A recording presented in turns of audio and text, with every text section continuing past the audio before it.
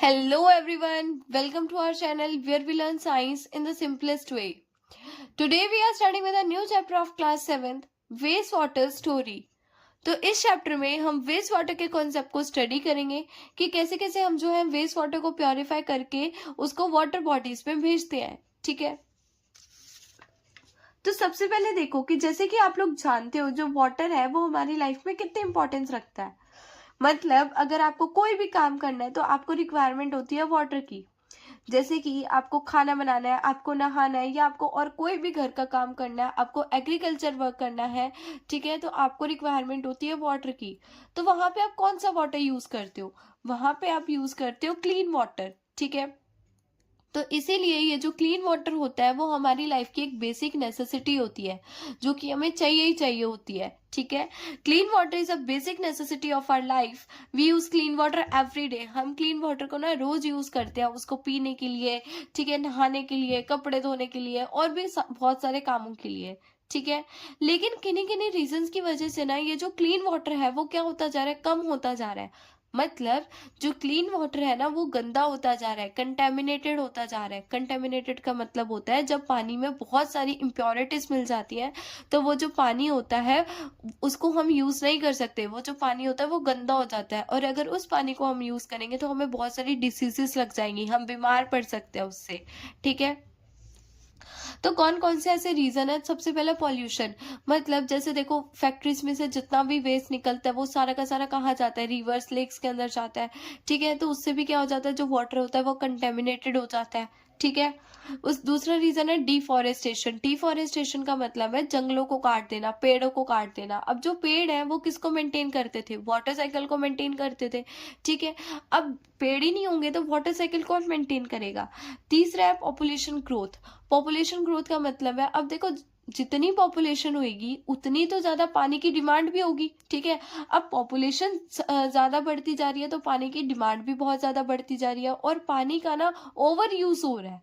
ठीक है, mismanagement of water और वाटर की मिसमैनेजमेंट, सबसे मेन रीजन यही है। ठीक है, तो अब हम देखते हैं वेस्ट वाटर क्या होता है। वेस्ट वाटर का मतलब होता है कि जो पानी गंदा हो चुका है, जो पानी कंटेमिनेटेड हो चुका है, मतलब जिसमें बहुत सारी इम्प्योरिटीज मिक्स हो चुकी हैं। ठीक है, और अब हम उसको उस पानी को यूज नहीं कर सकते।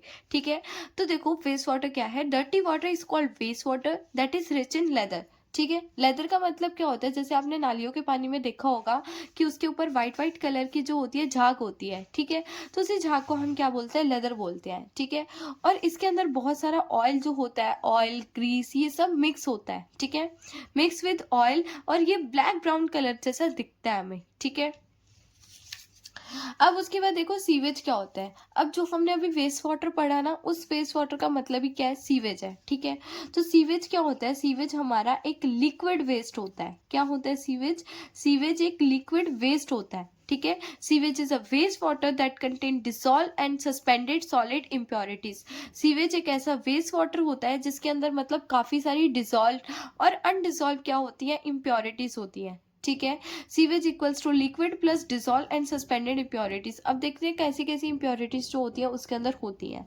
तो सबसे पहले ह्यूमन फेजेस। ह्यूमन फेजेस का मतलब होता है जो भी ह्यूमंस का जो वेस्ट होता है वो, उसको हम क्या बोलते हैं? ह्यूमन फेजेस बोलते हैं। एनिमल्स का वेस्ट, पेस्टिसाइड, बैक्टीरिया, माइक्रोब्स, ये सारा हमारा सीवेज के अंदर आता है।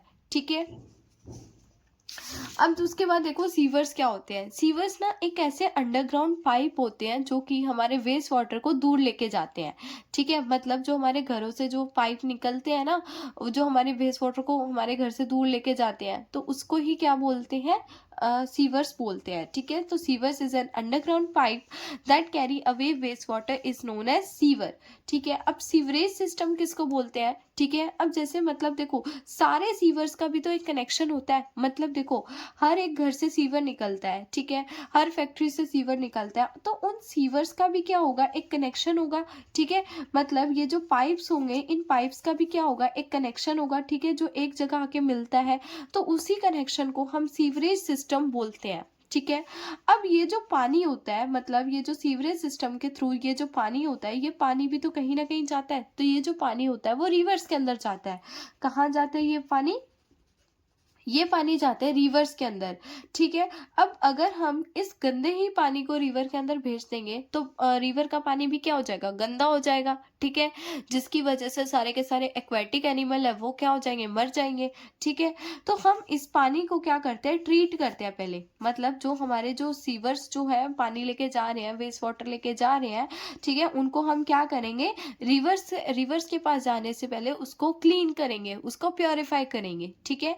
तो उसी क्लीनिंग और प्योरीफाइंग के प्रोसेस को हम बोलते हैं सीवेज ट्रीटमेंट, मतलब जहां पे हम पानी का वेस्ट वाटर का ट्रीट करेंगे, ठीक है। The process of cleaning and purifying waste water is known as sewage treatment, ठीक है। तो देखो कौन कौन से ऐसे स्टेप हैं जो उसमें इंक्लूड होते हैं सीवेज ट्रीटमेंट में। सबसे पहला स्टेप आता है हमारा बार स्क्रीन्स। अब देखो बार स्क्रीन्स क्या होते हैं, जैसे छननी होती है ना, छननी मतलब जिससे जो होती है सारी की सारी जो चीज होती है वो छन के बाहर निकल जाती है, ठीक है। तो बार स्क्रीन भी कुछ उसी टाइप के होते हैं, ठीक है। तो bar screen are use to remove large object from the sewage, मतलब सीवेज में से, मतलब वो वेस्ट वाटर में से जो बहुत ज्यादा बड़े बड़े ऑब्जेक्ट्स होते हैं ना, जैसे प्लास्टिक वगैरह हो गया, तो उसको रिमूव करता है ये बार स्क्रीन, ठीक है। तो हम बार स्क्रीन से क्या करते हैं, वेस्ट वाटर को पास कराते हैं सबसे पहले, ठीक है। दूसरा आता है हमारे पास ग्रिट एंड सैंड रिमूवल, ठीक है। फर्स्ट स्टेप में तो हमने क्या कर दिया, सारे के सारे जो लार्ज पार्टिकल्स हैं, लार्ज ऑब्जेक्ट्स हैं, उनको वेस्ट वाटर से निकाल दिया। दूसरा हम क्या करेंगे, ग्रिट्स और सैंड की रिमूवल करेंगे। ये कैसे करेंगे, तो देखो in grit and sand removal tank the grit and pebble are allowed to settle down, ठीक है। अब देखो जब ना हम वेस्ट वाटर को क्या करेंगे, एक टैंक में भेजेंगे, ठीक है। और जब हम उस वेस्ट वाटर को एक टैंक में भेजेंगे तो हम वेस्ट वाटर की जो स्पीड है, मतलब भेजने की जो स्पीड है वो स्लो डाउन कर देंगे। तो उसकी स्पीड स्लो डाउन होने की वजह से जितना भी उसमें से ग्रिट होंगे, जितनी भी उसमें मिट्टी वगैरह होगी, वो सब क्या हो जाएगी, सेटल डाउन हो जाएगी, मतलब वो पीछे रह जाएगी और जो पानी है वो क्या हो जाएगा, वो आगे चला जाएगा, ठीक है। थर्ड स्टेप है क्लैरिफिकेशन। क्लैरिफिकेशन का मतलब क्या है, solid like faeces settle at the bottom of the tank while floatable impurities like oil grease float on the surface. Clarification का मतलब है, अब हम क्या कर रहे थे, इस पानी को कहाँ भेज रहे थे, एक टैंक में भेज रहे थे, है ना। टैंक में जाके क्या होगा, जितनी भी सॉलिड इम्प्योरिटीज थी, ठीक है, वो सारी कहाँ जमा हो जाती है, टैंक की ना शेप कुछ ऐसी होती है, ठीक है।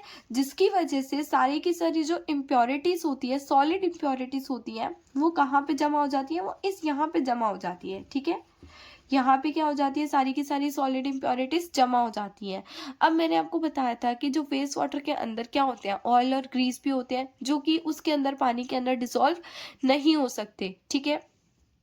तो वो जो ऑयल ग्रीस वगैरह होते हैं ना, वो सारे पानी के ऊपर फ्लोट करते हैं, मतलब पानी के ऊपर चले जाते हैं। सॉलिड वाला पार्ट नीचे आ जाता है, लिक्विड वाला पार्ट ऊपर आ जाता है, ठीक है, जो उस पानी के अंदर डिसॉल्व नहीं होता, ठीक है। तो ये देखो ऑयल और ग्रीस सारा का सारा सरफेस पे आ गया, ठीक है। इस सॉलिड पार्ट को हम क्या बोलेंगे, अब देखो इस सॉलिड पार्ट को, ये जो सॉलिड पार्ट है यहाँ पे जो सस्पेंड हो चुका है, इस सॉलिड पार्ट को हम बोलेंगे स्लज। क्या बोलेंगे इस सॉलिड पार्ट को, इस सॉलिड पार्ट को बोलेंगे स्लज, ठीक है। अब देखो जो स्लज होता है ना, स्लज को भी हम क्या करते हैं, अब स्लज को हम स्क्रैपर की हेल्प से क्या कर लेते हैं, निकाल लेते हैं। और ऑयल और ग्रीस को भी हम क्या कर लेते हैं, एक स्कीमर की मदद से हम वहां से निकाल लेते हैं, ठीक है। अब स्लज का हम क्या करेंगे, तो स्लज को देखो दूसरे टैंक में डालेंगे जहां पे जो एनाएरोबिक बैक्टीरिया होंगे। एनाएरोबिक बैक्टीरिया का मतलब क्या होता है, जो एब्सेंस ऑफ एयर में ग्रो करते हैं, ठीक है। तो हम एक उसको टैंक में डालेंगे स्लज को, और उस टैंक को पूरा कवर कर देंगे, बंद कर देंगे, जहां पे एनाएरोबिक बैक्टीरिया क्या होंगे, ग्रो होंगे, और वो उस स्लज को डिकम्पोज करेंगे, ठीक है। अब जो क्लैरिफाइड वाटर है, मतलब अब जैसे हमने इसमें से ऑयल और ग्रीस वगैरह को निकाल दिया, ठीक है, और हमने स्लज को भी निकाल दिया, तो हमारा पानी जो है वो काफी हद तक क्या हो गया, थोड़ा बहुत क्लीन हो गया है, ठीक है। तो अब हम इस पानी को क्या कर लेंगे, आगे भेजेंगे, ठीक है। चौथा स्टेप देखो एरेशन। एरेशन में क्या करेंगे, हम एयर को पंप करेंगे क्लैरिफाइड वाटर के अंदर, ठीक है। अब जैसे हम क्लैरिफाइड वाटर के अंदर एयर को पंप करेंगे ना, तो हमारे एरोबिक बैक्टीरिया वहां पे ग्रो करेंगे। एरोबिक बैक्टीरिया क्या होता है, जो प्रेजेंस ऑफ एयर में ग्रो करते हैं। Air is pumped into the clarified water to help aerobic bacteria to grow, ठीक है, एयर को हम क्लैरिफाइड वाटर के अंदर पंप करेंगे, जिसकी मदद से क्या होगा, जो एरोबिक बैक्टीरिया होंगे वो वहां पे ग्रो करेंगे।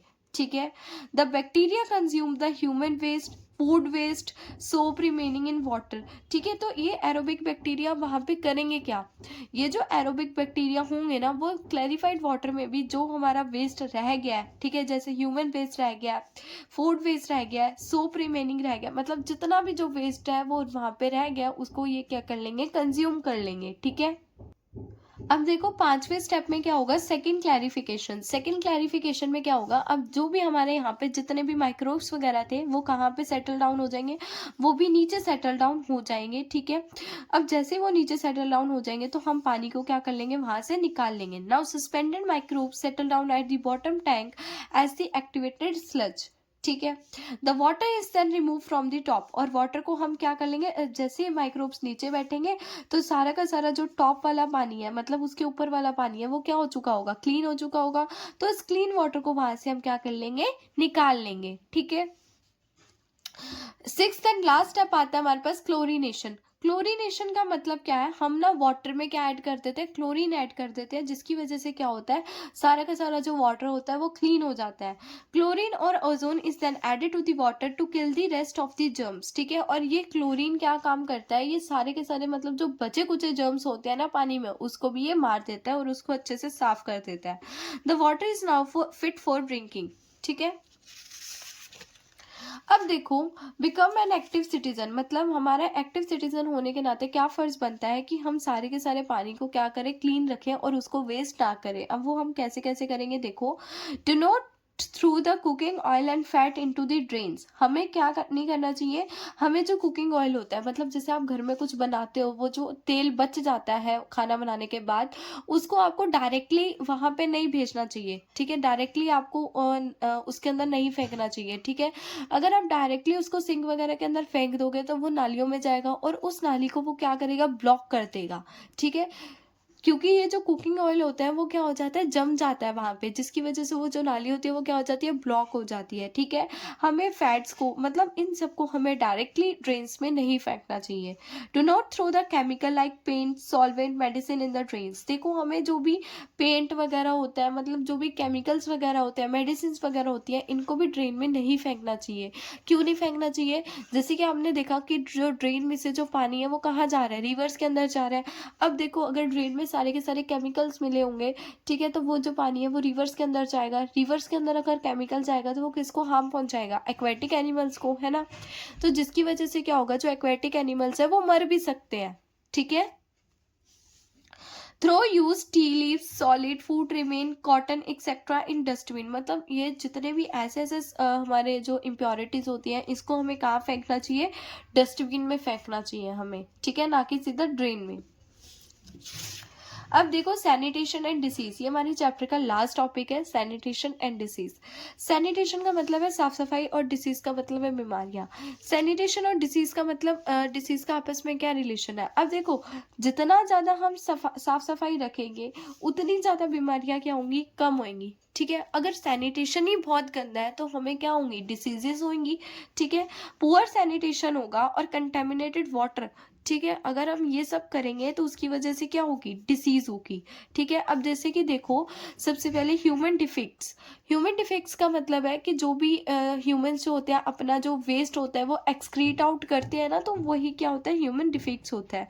अब जो ह्यूमन होते हैं वो क्या करते हैं, railway, open railway track, near field, directly in water, वो वहां पे क्या कर देते हैं, डिफेक्ट कर देते हैं, जिसकी वजह से क्या होता है, सॉइल गंदी हो जाती है, सॉइल पोल्यूशन होता है, वाटर पोल्यूशन होगा। तो देखो, जब वाटर पोल्यूशन होता है ना, तो हमें बहुत सारी बीमारियां लग सकती हैं, जैसे कि टाइफाइड हो गया, पोलियो हो गया, ऐसी बीमारियां हमें लग सकती हैं। ठीक है, तो हमें ये सब नहीं करना चाहिए। ठीक है, अगर हम ये सब नहीं करेंगे तो हमें क्या होगा, हमारा जो पानी होगा वो क्या रहेगा, साफ रहेगा, जिसकी वजह से हमें कुछ भी बीमारियां नहीं लगेंगी, हम भी सेफ रहेंगे। ठीक है, तो ये आपके चैप्टर का था लास्ट टॉपिक। इसी के साथ आपका चैप्टर होता है खत्म। ठीक है।